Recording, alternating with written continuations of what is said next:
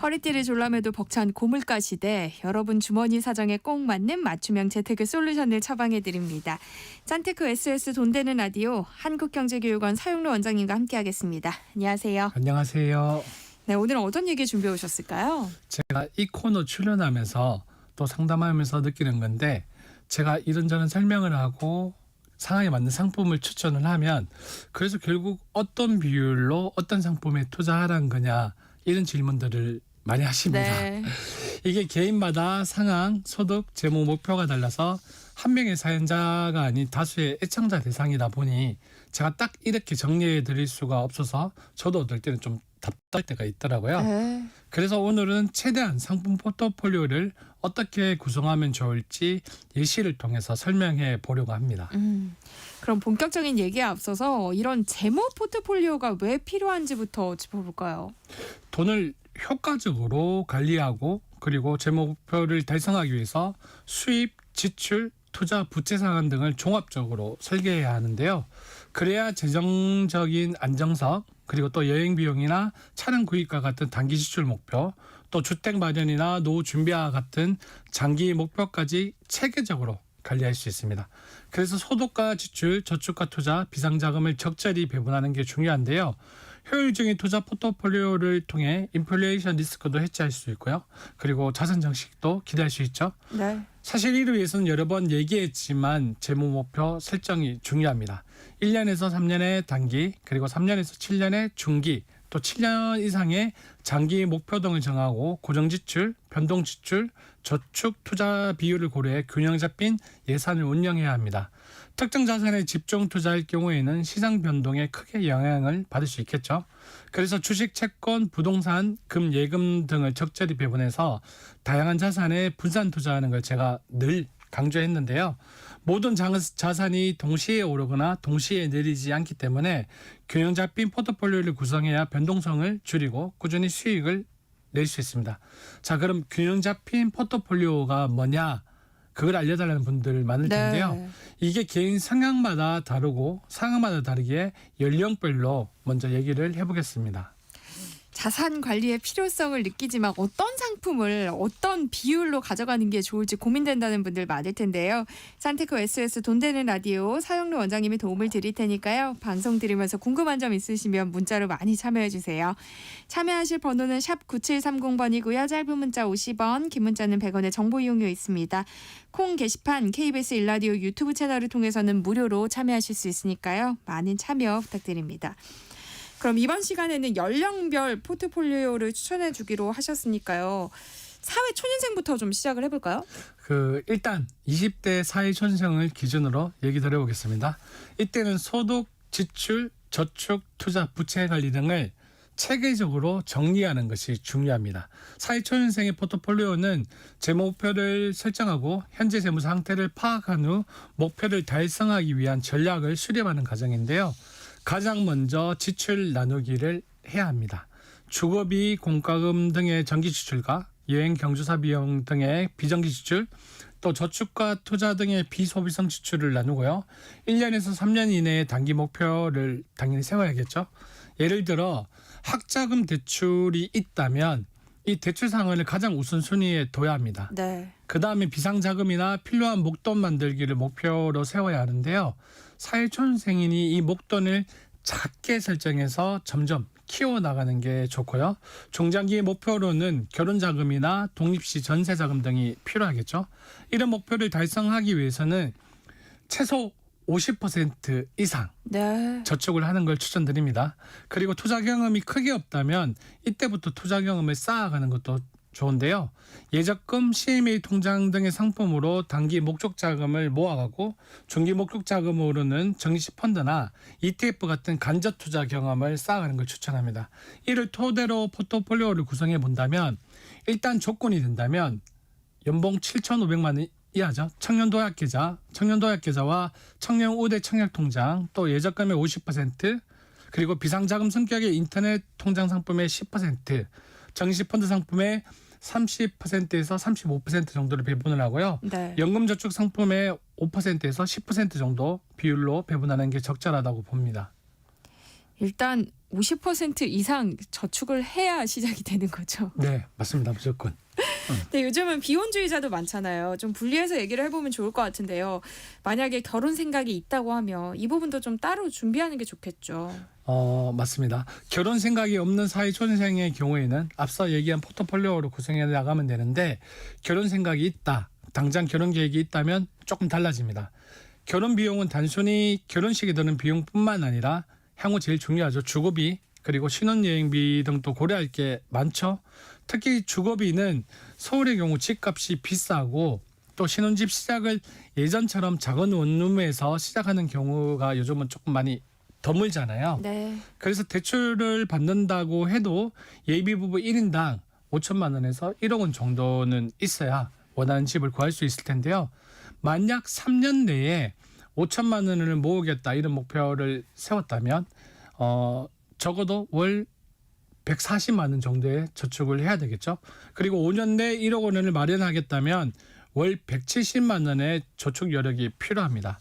사실 이 경우 지방에서 올라와서 생활하는 분들에게는 조금 먼 이야기처럼 들릴 수는 있는데요. 네. 뭐 본가가 서울과 경기도에 인접해서 출퇴근이 가능하다면 최대한 독립을 놓쳐서 이 결혼 자금에 집중하는 게 진짜 중요합니다. 그래야 불필요하게 나가는 지출을 줄일 수 있고 저축률을 높일 수도 있습니다. 그리고 3년이란 목표를 잡았다면 안정적인 예적금으로 모아가는 게 좋겠지만 5년 이상 목표를 잡았다면 정리식 펀드 비중을 조금 더 높여가면서 준비하는 것도 좋다고 생각합니다. 네. 예시를 든다면 청년도약 계좌 가입이 가능한 경우에는 50만 원에서 시작을 해서 점차적으로 70만 원까지 저축을 올려가고요. 그리고 청년도약 계좌 가입이 어렵다면 고금리 적금 상품을 활용하고 이후 청약통장에 10만 원에서 20만 원, 25만 원까지 이렇게 점점 늘리고요. 네. 그리고 국채와 회사채 채권에 20만 원, 또 배당주와 미국 정시지수 추정 ETF 상품과 정시 펀드에 30만 원, 그리고 연금저축 펀드에 10만 원, 그리고 비상금 통장에 20만 원 이렇게 배분해서 모아가는 걸 추천드립니다. 그럼 이렇게 돈을 모아서 결혼한 30대 신혼부부의 경우는 어떤 상품들로 구성하는 게 좋을까요? 결혼을 하면 개인이 아닌 가족 단위 재무관리 계획을 세워야 하는데요. 그리고 자녀 출산 여부와 주택 마련에 대한 계획도 신혼 초에 세워야 되는데요. 신혼 초에는 일단 생활비 예산을 제대로 정리하고 예산 안에서 지출하는 게 중요합니다. 그리고 결혼을 하면서 부채가 발생했다면 부채 상환을 가장 우선으로 하고 네. 단기적 목표를 설정해야겠죠. 그리고 나서 중장기 목표로 내 집 마련에 대한 생각이 있다면 이걸 준비해야 하는데요. 자녀 계획 또는 자녀가 있다면 자녀의 교육 자금도 목표로 잡고 마련해야 합니다. 그리고 이 모든 건 부부가 통장을 합쳐서 공동으로 관리하는 게 좋습니다. 이 부분에 대해서는 제가 예전에도 강조했으니까 이 정도로만 말씀드리겠고요. 네. 맞벌이 부부 기준으로 얘기를 드리면 소득 대비 주거비 등 필수 생활비 지출을 40% 이하로 줄일 수 있도록 예산 계획을 세우는 걸 추천드립니다. 그리고 비상자금과 노후자금 10%를 제외한 50%로 저축과 투자 포트폴리오 구성을 해야 하는데요. 일단 주택 구입 계획이 있다면 안전자산인 적금과 그다음에 또 청약통장도 얘기 들어가죠. 그리고 네. 채권 등을 준비하고요. 중장기 자산 정식을 위해 정시펀드와 배당주 투자 등을 분배하는 게 좋겠습니다. 이 비율을 얘기 드리자면 네. 일단 주택 구입 목적으로 저축이나 안전자산 투자는 40에서 50% 정도가 적절해 보이고요. 정시펀드와 ETF, 주식 등 상품에는 30% 정도 배분을 하고 세제 혜택이 있는 연금저축과 IRP 상품에는 10에서 크게는 15% 정도 넣는 게 좋습니다. 그리고 비상자금을 10에서 15% 정도 가져가면 향후 출산 시 출산 비용으로 쓸 수도 있고요. 또 그 이후 자녀 교육 자금으로도 활용할 수 있습니다. 그리고 5에서 10% 비율로 다른 투자 자산의 경험을 쌓아가는 걸 추천드립니다. 내 집 마련을 하고 싶다는 분들은 어느 정도 목돈이 있어야 하는지, 대출은 또 어느 정도 받는 게 좋을지 이 부분을 많이 고민하시더라고요. 정답이 있을까요? 가장 많이 질문 듣는 네. 질문인데요.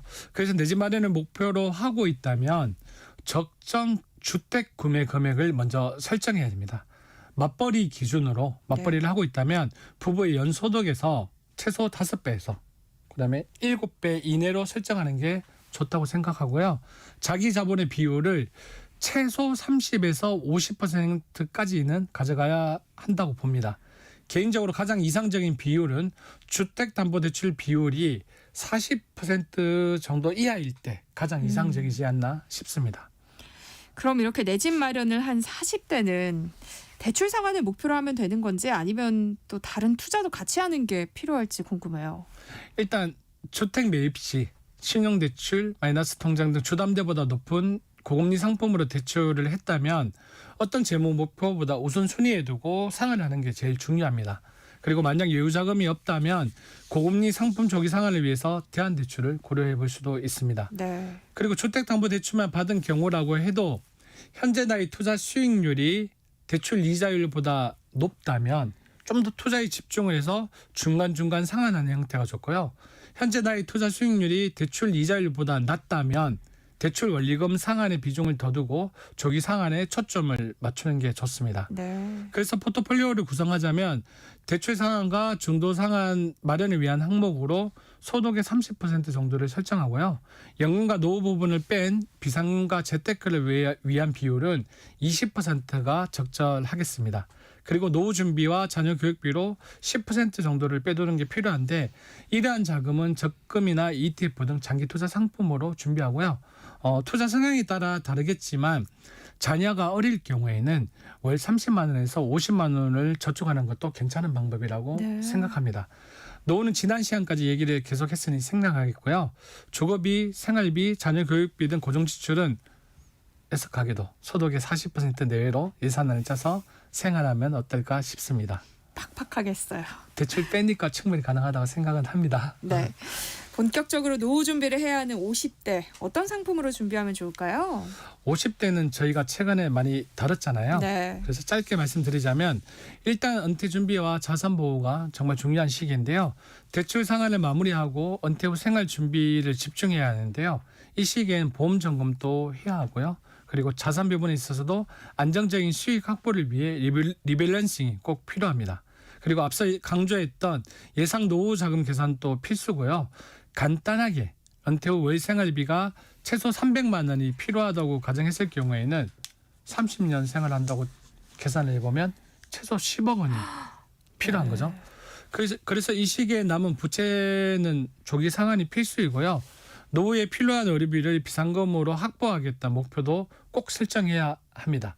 중장기 목표는 당연히 노후 생활비 마련이겠고요. 이때 고민할 건 내 집 마련을 해서 거주 중이라면 이 주택을 유지할 것인지 아니면 다운사이징을 할 것인지 고려도 해야 하고요. 자녀가 독립할 때 지원할 것이냐 이런 것도 감안해서 계획을 짜야 합니다. 일단 이 시기 포트폴리오 구성은 생활비 등 정기 지출을 40에서 50% 정도 잡고요. 40% 이상은 노후 준비에 대한 준비로 연금, 배당주, 임대소득 등의 상품으로 구성하는 게 좋습니다. 그리고 10%는 5에서 10%는 노후에 즐길 수 있는 취미생활이나 자기개발 비용으로 활용하고요. 또 5에서 10%는 노후 비상금을 위해 적립하는 형태로 구성하면 좋습니다.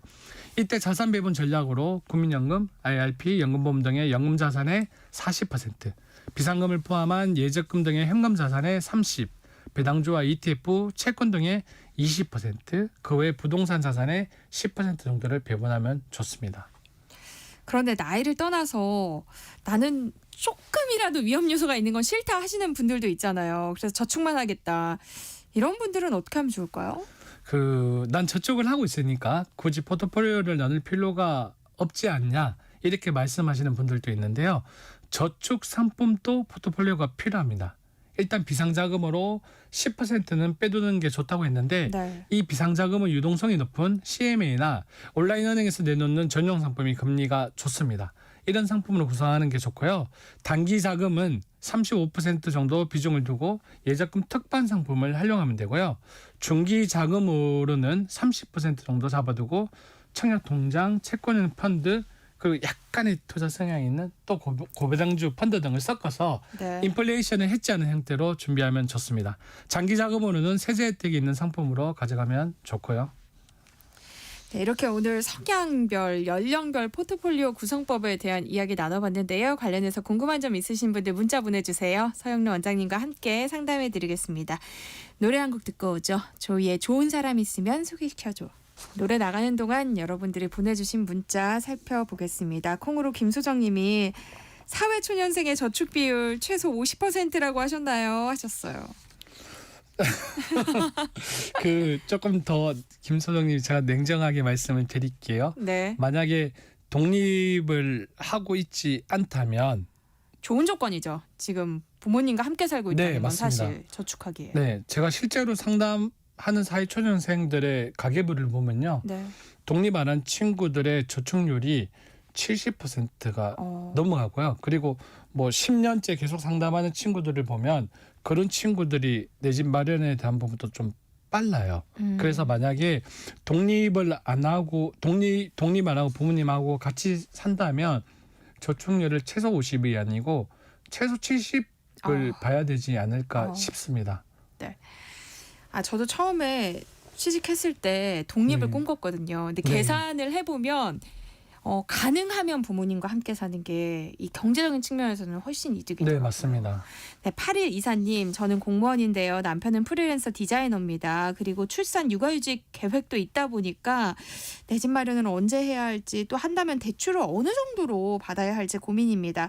아무래도 제가 육아휴직을 하면 수익이 고정적이지 않을 테니까요. 이런 경우에는 조금 더 보수적으로 접근하는 게 좋을까요? 하셨어요. 일단 질문에 대한 건 보수적으로 접근하는 게 좋다고 보고요. 네. 그리고 남편께서 지금 프리랜서 디자이너잖아요. 그러다 보니 급여가 왔다 갔다 할 건데 네. 아마 아내의 급여 기준으로 자금 관리를 세우는 게 좋고 네. 그러니까 우리가 이제 지출 중에 정기 지출이 있고 지출 금액이 왔다 갔다 하는 비정기 지출이 있잖아요. 그래서 정기 지출은 아내의 급여에서 이제 비소비성 지출인 투자나 저축을 하고 정기 지출을 하고 네. 그리고 남편의 소득으로 비소비성 지출 계획을 세우면 된다고 생각이 들고요. 그리고 내 집 마련에 대한 부분은 저희가 이 코너에서도 조금 몇 번 말씀을 드렸는데 지금은 신혼부부 그리고 출산한 가정 그리고 임신한 부부들한테 굉장히 혜택이 많고 어떻게 보면 공공 같은 경우는 50% 이상의 분양을 하고 있잖아요. 네. 그래서 내 집 마련은 무조건 부부가 자녀 출산 계획을 가지고 있기 때문에 자녀 출산 계획에 맞추어서